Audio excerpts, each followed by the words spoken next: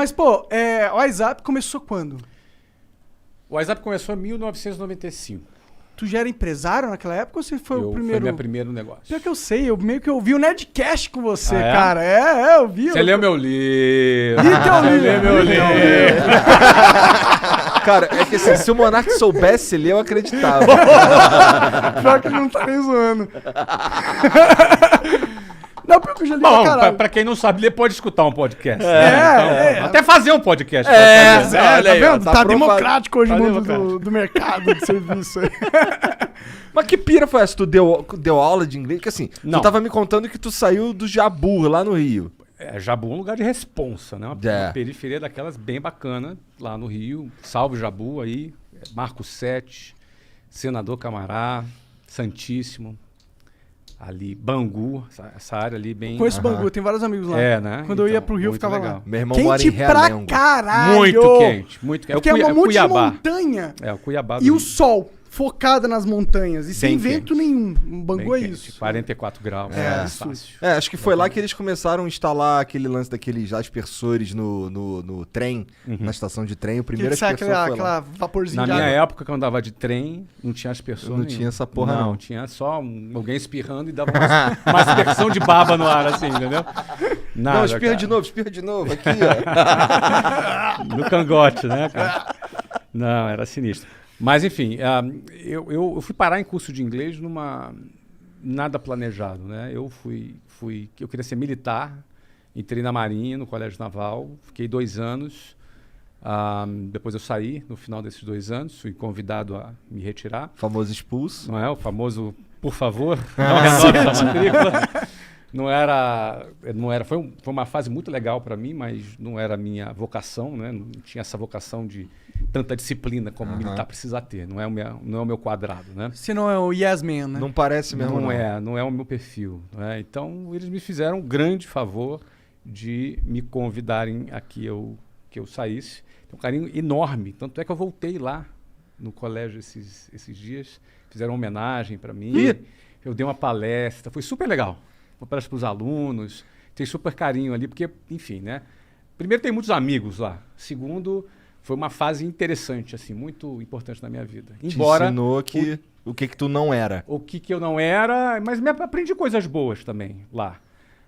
Mas quando eu saí de lá e expulso, fiquei muito sem moral em casa. Meu pai era sargento do exército. Caralho. Você imagina, meu pai não era oficial, então estava E numa tu ia posição... sair de lá oficial. Eu ia sair de lá oficial, então assim, meu pai estava muito orgulhoso, muito feliz. De tu tá ali. De eu estar ali naquilo, e não rolou, não funcionou. Então a minha saída, eu tinha 17 anos de idade, 17 para 18, foi uma fase difícil em casa. Tu chegar e voltar para casa, morando com seus pais, e sem trabalhar. Desperdiçando a oportunidade que na visão deles Desperdiçando a era... oportunidade da vida. E que era bem compreensível que do ponto de vista deles era o Sim, top, né? Sim. E, obviamente, a preocupação natural dos pais. Aí fui fazer o 3º ano, para depois fazer o vestibular. E aí ia fazer vestibular para a área de tecnologia. Eu ia ser engenheiro de software. Essa era... 1991 falava, no futuro, tecnologia vai ser... E estava certo. Acertaram. não E tava. acertaram. E eu, então vou fazer. Fiz o vestibular, era bom de prova naquela ocasião. Sim, Passei. era mesmo, porque pra passar no colégio O naval... colégio era bem difícil, né? E aí passei lá nos vestibulares. Quando eu ia começar, eu fiz uma prova que eu ia para São Paulo, ia para a Unicamp fazer engenharia de computação, ou no Rio de Janeiro, na Universidade Federal Fluminense, para fazer ciência da computação. lá em Niterói. Em Niterói. Como eu não tinha como me bancar em São Paulo, eu falei, vou fazer o seguinte, eu vou ficar então no Rio de Janeiro. Estava namorando também a Luciana, com quem me casei depois. Caralho, tua história então com mulher tipo eu também. Ah, é? Eu comecei a namorar minha esposa, Qual a idade? eu tinha 19 anos. É mesmo? E tá com ela até hoje. Temos dois filhinhos. Olha aí, que legal. Então, eu comecei a namorar com ela aos 18, ela tinha 15, hoje dava BO. Né? Eu tinha 18, tá pertinho, 18 e 15. E aí o que acontece? A faculdade no Rio de Janeiro ia começar no 2º semestre. E como eu tinha um 1º semestre sem fazer nada, eu falei, vou arrumar um trabalho, vou tentar... Nunca tinha tido uma experiência profissional. Aí peguei um jornal, tinha um anúncio de jornal, aí fui até o centro do Rio de Janeiro, não dizia o que era direito, eu fui lá, era para trabalhar de vendedor num curso de inglês. 1991, eu tinha 19 anos. E você foi o melhor vendedor... Desculpa, você não foi É que foi o passado. Semenzato falou. Ah, é? O Semenzato, ele é o melhor em tudo que ele faz. É mesmo? Ele é. Segundo ele. Mas ele é fera mesmo. Não, ele é foda, mas é É. engraçado do jeito que ele fala. Claro, claro. E tem um negócio que ele faz que é engraçado, que ele fala, o Semenzato, ele vai contando a história, falando dele na terceira pessoa. É engraçado. Entendi. Mas o cara é foda. Mas não, ele é O foda. cara é um avião mesmo. É. Porra. Cara, ó, ele fundou uma empresa chamada Microlins, que vendeu pro Carlos, Sim, sim. Aham. na ocasião. O Já Wizard. fundou várias empresas, fez um IPO agora. O Semenzato é um cara top. Ele é pica.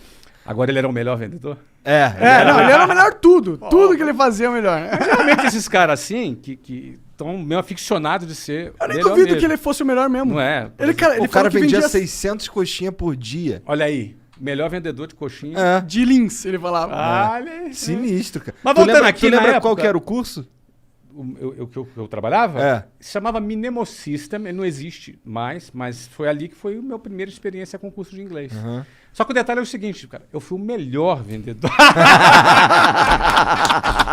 Mas deve ter sido mesmo, eu não duvido. Bom, mas assim, eu comecei a trabalhar como vendedor lá. Só que assim, eu era um cara muito tímido. Absolutamente tímido. Não era um cara assim, não falava bem, não me vestia bem, vinha lá da periferia, me vestia mal. Então, Você era tipo a gente agora. não, muito pior. Muito pior, muito não. Vocês estão bem, vocês estão bem. Vocês estão bem. É, Vocês eu são- tô bem vestido. Não, vocês estão no Bom, eu outfit tô que cheio tem de que estar. pelo. Eu não, eu tinha que estar vestido de gravata e tinha umas calcinhas chumbrega, umas Pode gravatas crer, pode crer. Pô, cara, você tentar Entendi. se vestir bem e vestir chumbrega fica feio, É, né? é. O pessoal percebe. Ih, Percebe, É. né? Tudo vinha largadão, porque essa é a proposta. É. Então é outra coisa, né? Mas aí o que acontece? Eu já chegava para trabalhar às 8 horas da manhã, a minha jornada começava às 5h30 da manhã. Porque para chegar às 8 eu tinha que sair de casa às 5h30 para andar até o ponto de ônibus, chegar lá às 5h40, pegar o ônibus lotado e 2 horas, 2h10 na Avenida Brasil. É. Tu conhece aquilo ali. Aham. Não é? Calor já chegava no escritório 8 horas da manhã, cansado, suado, amassado. Todo amassado. Porque dentro do ônibus é o quê? É um cara do teu Sim. lado aqui, outro cara com sovaco na tua cara, outro cara se esfregando atrás de você. se Não, não é rolar isso. uma passada na bunda ali. não, mas que bunda. Ninguém tem bunda dentro do ônibus, meu amigo. É todo mundo atrás. Então, assim, tu já chega assim, meio fedidão. É.